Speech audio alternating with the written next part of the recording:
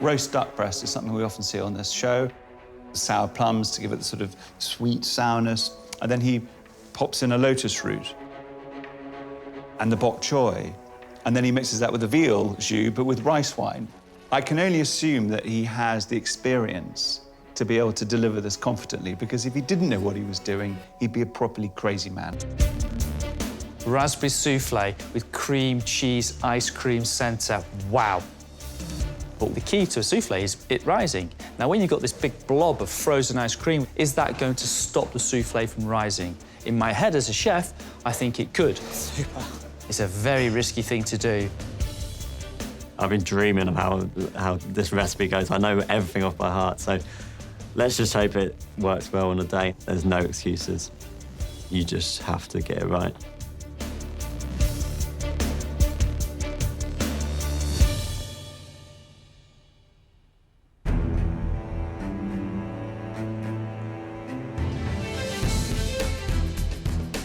The great thing about MasterChef Professionals is that we have a chance to see the freshest talent. We get the chance to eat it first. What I want to see today is someone that I can say to all the other critics, I was there before you.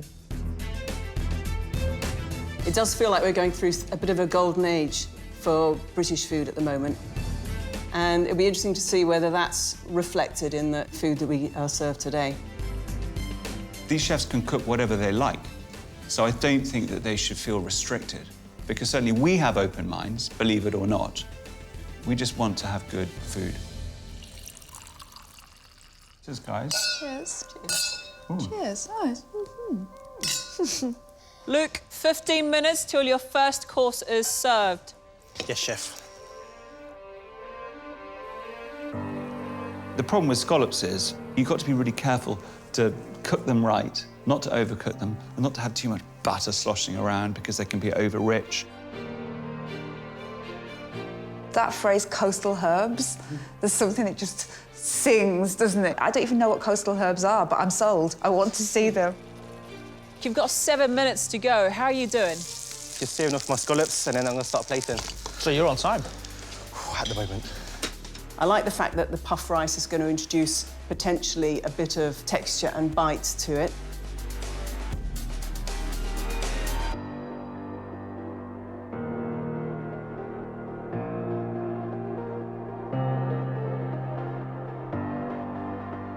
What's left to go on the plate, then? So I've got some puff rice to go on, and I've got some little sea vegetables to go on as well.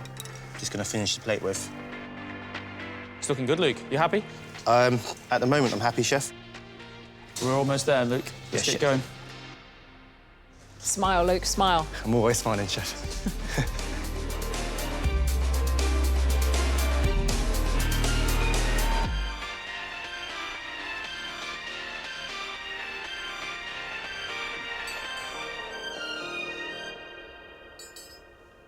So here we got hand-dyed scallops with fennel puree, puff rice, finger limes and a little Asian dressing with coastal herbs on it as well. What are your coastal herbs? We got sea purslane and some wild samphire. Cheers, thank you. I rather like the way that it looks. I think that he really does think about what he's doing.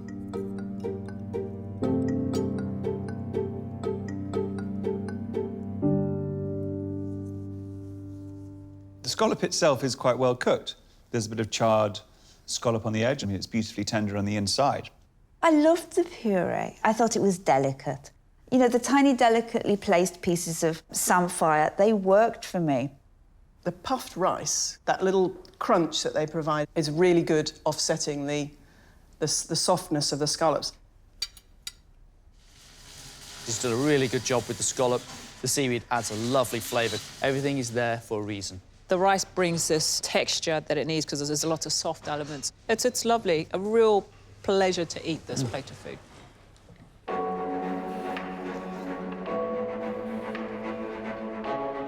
Roast duck breast is something we often see on this show.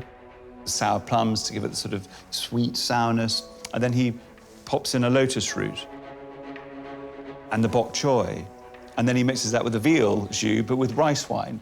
I can only assume that he has the experience to be able to deliver this confidently, because if he didn't know what he was doing, he'd be a properly crazy man. Luke, you've got about 3 minutes. You're looking very calm and collected here. Just trying to concentrate, get it all finished.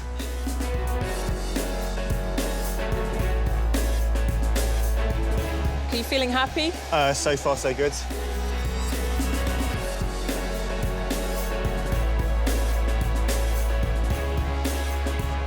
Right, let's go. Come on. Very nice.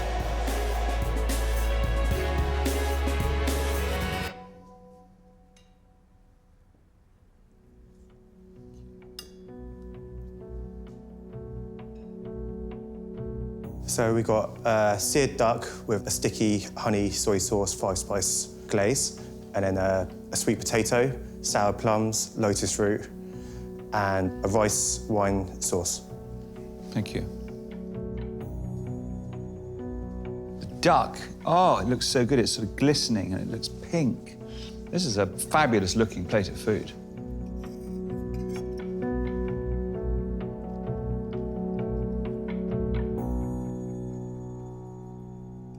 This is a great dish. The duck has been cooked perfectly. The bok choy, I love the presentation, like these beautiful little green parcels of fun.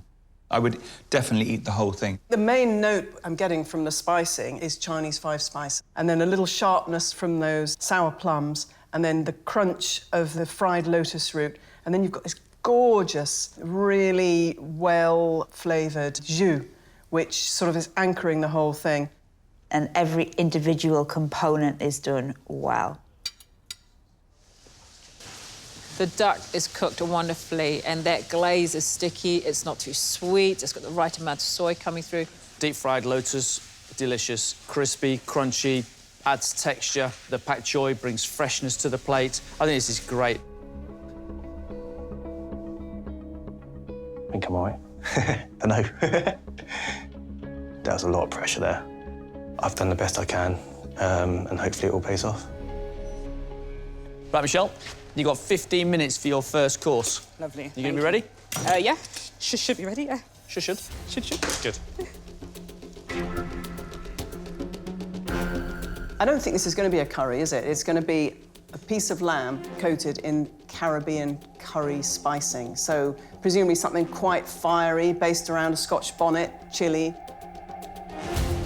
People, when they come to cook on MasterChef, for us, they're scared to give us something feisty. They're scared to give us heat. They're scared to give us tons of spice. So please prove me wrong, Michelle. Michelle, you've got 4 minutes for your first course. Are you happy with the cooking of your lamb? Yeah, I am. It's nice and pink, and it's got the spices on there as well. How long did you say I had, sorry? A minute or so. You need to get a bit of a move on. Yes.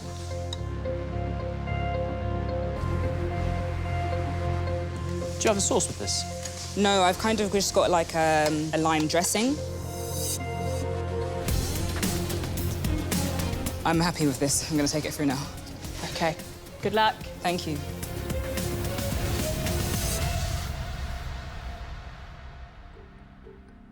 Hello.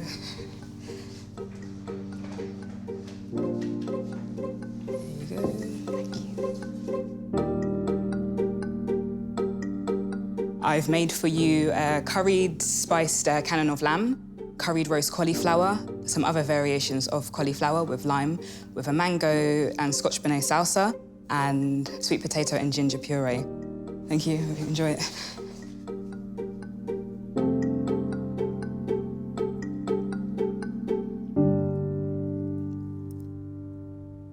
You've got a kind of curried dry rub on the lamb, which absolutely transforms it. And I'm really liking that sweet potato puree as well, which is gorgeous. The lamb is cooked OK. It's all right. There's a bit of mango, which is quite nice in there. Adds a bit of a surprise in terms of the texture. The only saving grace is that there is this Scotch bonnet, which gives it a bit of spice. William, did you sleep enough last night? Because you seem grumpy. I loved everything that she did here. I loved the cauliflower, especially the more charred one. I thought that that was absolutely lovely. Yes, Michelle? Yes. I think the lamb is beautifully cooked.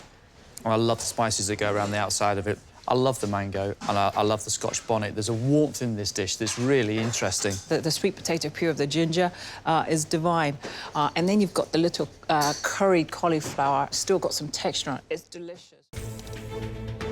Leave the burnt fish for Marcus and I. Yes. Okay, give them the best, okay? Yes. What's left to go on? Just tomato and artichoke. Right, that's it. Yes. You done? Yes.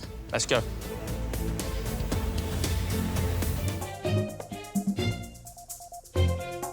Elizabeth's menu has put a smile on my face because she's come back in here to prove a point that this chef can make pomme soufflé.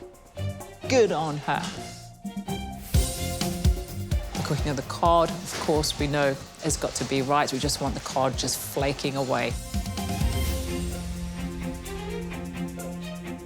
The key to a great soufflé is getting all of the measurements just right.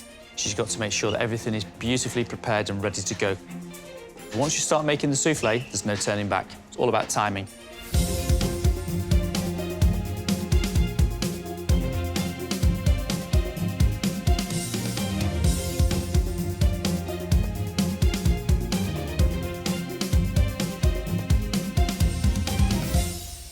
You've been running around 100 miles an hour since you walked into this kitchen.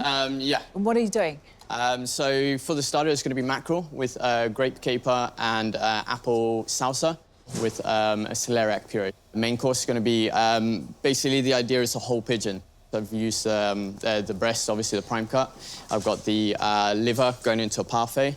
I've got the legs confit down with some potato. It's going to be paired with cherries, cherry tonka puree. How are you serving the parfait? I'm going to serve it in a jar in the middle of the plate with nice crusty sourdough bread, all for sharing, so. Wow. Yeah. Work cut out, that's an understatement. Yeah. We're going to let you carry on running round. I look forward to tasting your food. Thank you. Good luck. Good luck. Thanks.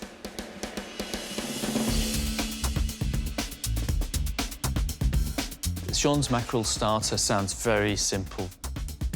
Grape and caper salsa to go with it. So you've got the sweetness of the grapes, you've got the vinegary texture of the capers, sitting with a beautiful oily mackerel. It's got to be cooked to perfection. His main course is all things pigeon. He's got to get his pigeon cooked beautifully and served pink. If he's going to keep the skin on, it's going to be nice and crispy. The parfait has got to be smooth. Cherry tonka bean jar, that I've never had with a squab pigeon before, so I'm really curious if this is going to work. I don't think I've had a day off for the last 2 months. I'm going in early to work, practicing, staying behind work, practicing, just trying to rectify my dishes. If I get these 2 dishes spot on, I think they'll wow the judges, so.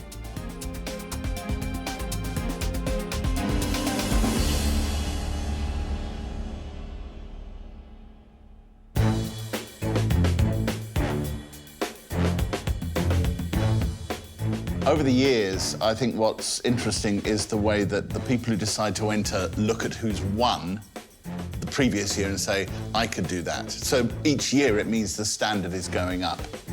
And you walk into this judging chamber with hope in your heart. I think the stakes are highest for the professionals, just because they are meant to know how to cook everything. I think it's incredibly exposing, and I really admire them for putting themselves through it, because it can all go so wrong for them. What I don't want to see is the same old technically perfect protein, sauce, vegetables. How very nice. I don't want nice. I want something to explode in my mouth. I want spice, I want flavour. I want something that I'll remember.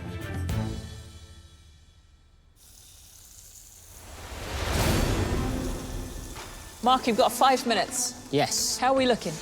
Good, just finishing touches now. Just need to fry the risotto, finish the fish. All the other garnish is ready to reheat. So it should be there. If there's anything wrong with the fillet to brill, the dish will be seen as a dud. It's all down to the fish. Fish is coming out now. One of them needs a slight bit more colour. I love the idea of that baragoul, and that with a lovely piece of fish sounds very good indeed. Mark, you've got 90 seconds left. Yes. Mind your fish in the pan. Got my eye on it. This challenge with this potato risotto will be that if you cook it too long, it's going to be a mush. And if you slightly undercook it, then we're going to get little tiny slivers of uncooked potato, which won't be very pleasant. Leave the burnt fish for Marcus and I. Yes. Okay, give them the best, okay? Yes. What's left to go on? Just tomato and artichoke. Right, that's it? Yes. You done? Yes. Let's go.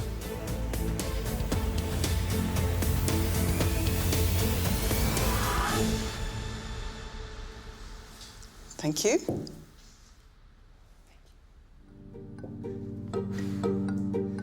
Today I've cooked for you quite a Provençal dish. It's a pan-fried piece of brill sitting on top of a potato and parmesan risotto. You have barragoule violet artichokes, baby courgettes and tomato. Thank you. Thanks. Enjoy. This smells terrific. It smells Provençal. Yeah, no, it really does. And it looks beautiful too, doesn't it?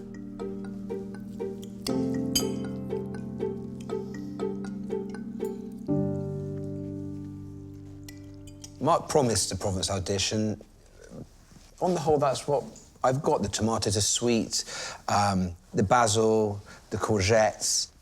It's a good bit of fish. Tiny bit overcooked, perhaps. The potato risotto, it's a lot of very finely diced potatoes in a nice sort of parmesan-infused broth. But it's a very clever thing to have under a piece of fish. Absolutely everything is perfectly cooked. The artichokes really set it off. Everything just works so well together, doesn't it? I like the basil coming through the risotto, but the cooking of the last piece of fish, we gave him a warning that it was starting to burn. I hope he's going to make up for it in a perfect dessert.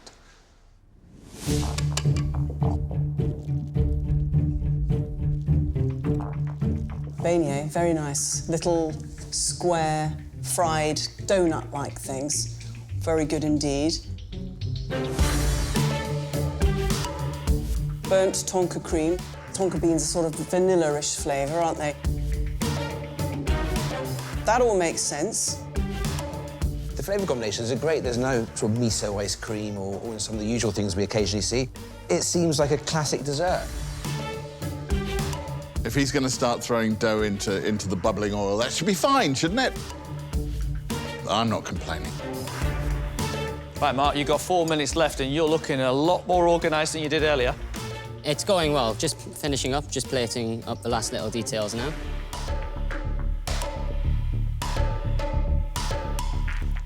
Are you happy with the burnt cream? Flavour-wise, yeah, it's absolutely spot on. This is just a crumble mix, just for texture. So is that the last thing to go on? There's a little bit of fennel cress, and that's it, good to serve.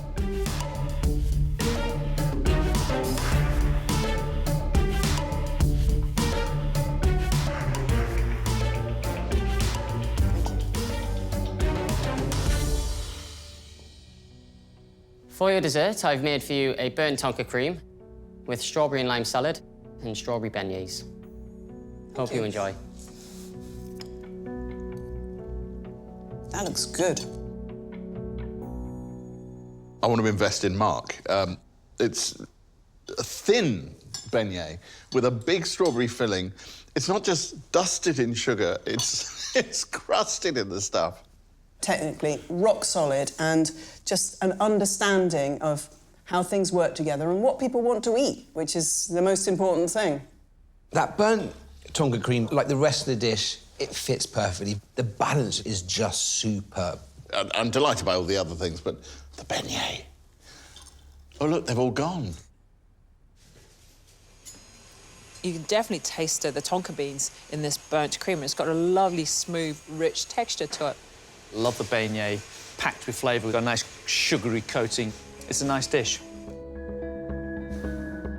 It didn't go entirely to plan, however, I got dishes which looked reasonably how I wanted them to look, and the flavour from what I was tasting was how I wanted it, so hopefully they like it as well. The key thing is that cod in the middle. If he overbakes it, it's a complete disaster, and if he doesn't, it might be marvellous.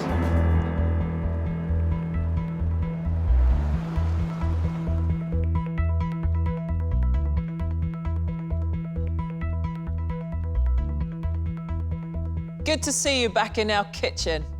I hope you're ready and prepared for what's coming up. You are now cooking for some of the best critics in the country. Grace Dent, Tom Parker Bowles, and Jay Rayner. At the end of this, we will lose one of you. This is a chance for you to shine. Show us your skill, your flair, some great food. 1 hour, 15 minutes, 2 courses for that place in our final 12. Off you go.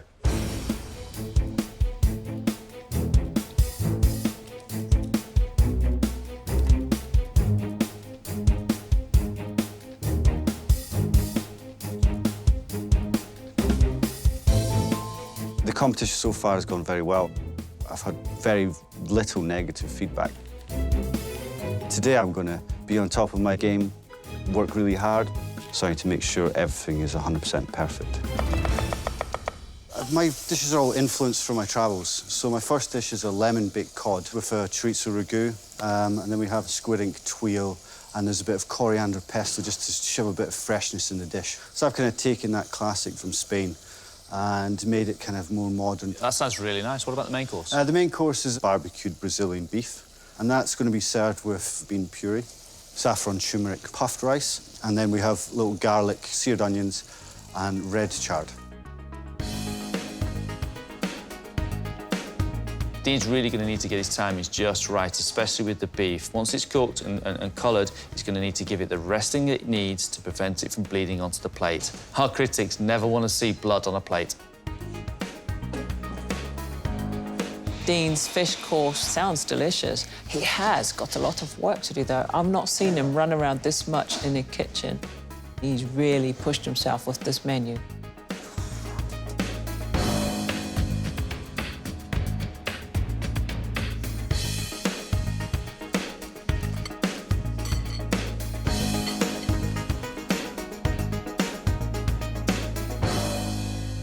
Gavin, what are you going to cook for our critics? First up, I have rabbit and langoustine ballotine with like a spring veg fricassee, a carrot puree, and I've also got a morel velouté. It's a ballotine, so how's it holding together? How are you cooking it? I'm going to fill it with like a truffle chicken mousse. Right. And then roll it up and poach. And then for dessert, I've got a matcha strawberry, white chocolate and coconut millefeuille. Can you do it in the time? I am pushed for time 100%, but it's either I'm good enough or I'm not. Gavin looks incredibly confident. He's apprehensive slightly, he's concerned about his times. Who wouldn't be? It's a very skillful thing to get a ballotine looking and tasting good, and if you do it right, it's delicious. Serving it with a little fricassee of vegetables and a beautiful sounding morel velouté. Heaven. Liking the sounds of Gavin's dessert, millefeuille with white chocolate, matcha and strawberries. It's all about the textures of the mousse, make sure they're not set too much, and also the crispness of the filo pastry that he's using to layer his millefeuille. What I'm most worried about is timings. That's my biggest enemy today. I need to make sure that I run and don't stop until the end, just to make sure I get this done on time. Oh, my God. The white chocolate mousse dropped on the floor. Luckily, I've just about got enough.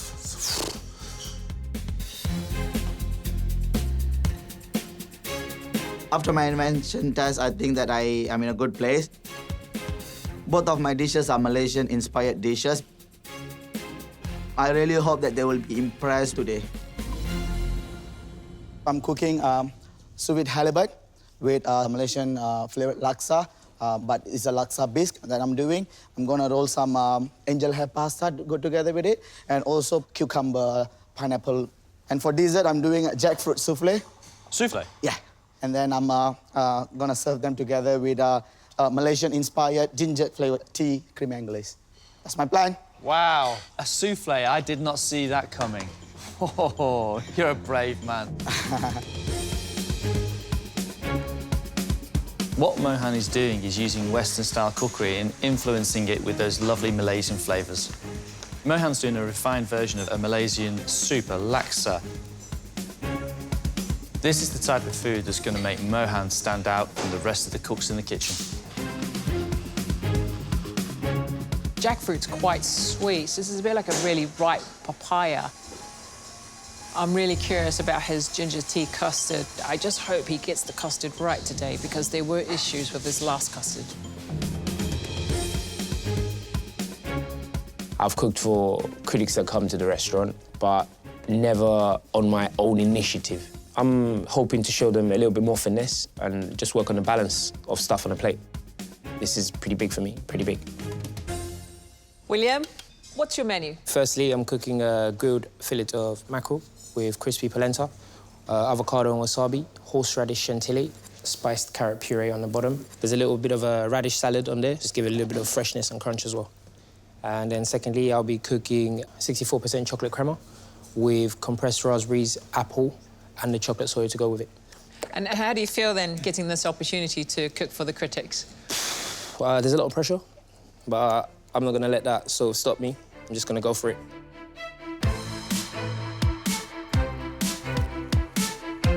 William is doing a mackerel dish which he's going to take off the bone and finish under the grill. I'm just hoping that there's a nice balance of the ingredients that William has brought onto the table because we have a wasabi and avocado puree and a spiced carrot puree on the same plate.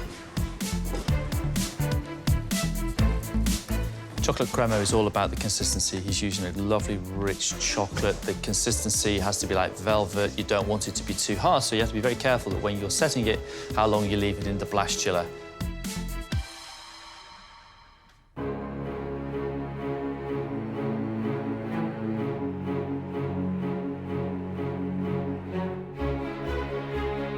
Judging MasterChef The Professionals is a bit of a roller coaster ride. Every time that door opens, you're hoping that brilliance walks in, but you're never sure. Every time I come in and I look at the menu, I get excited. I think we're going to see some searing new talent. These people should know how to cook. If you can just leap and get all of those flavours singing at once and make us happy, not only will you do well today, we'll never forget you.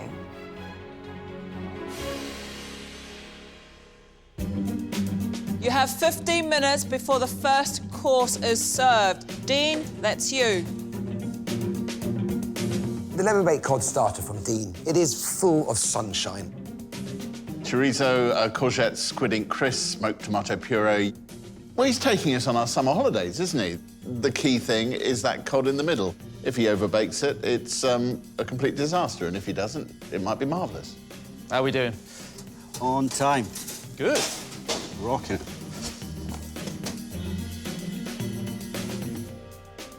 It's looking nice, Dean.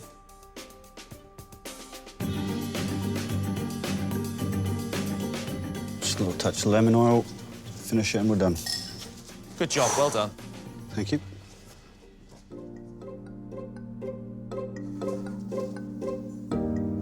Good afternoon.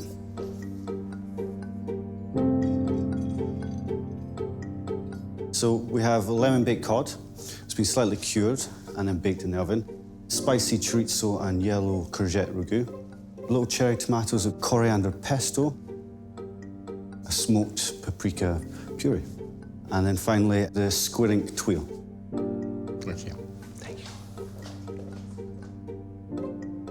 This looks very precise. I suddenly think Dean has a sock drawer that's ordered by colour.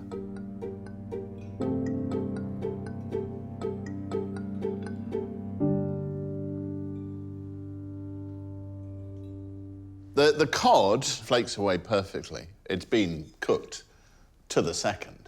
That chorizo underneath is big and spicy and punchy, and, you know, that pesto just zings. He really understands flavours and he can really cook. This dish delivers a lot more than I was expecting. This is pretty good. I think it's a really lovely dish. The cod is just flaking apart. Loving the little tomatoes. I hope the critics are enjoying this as much as I have. This is a dish that packs a punch. It's great.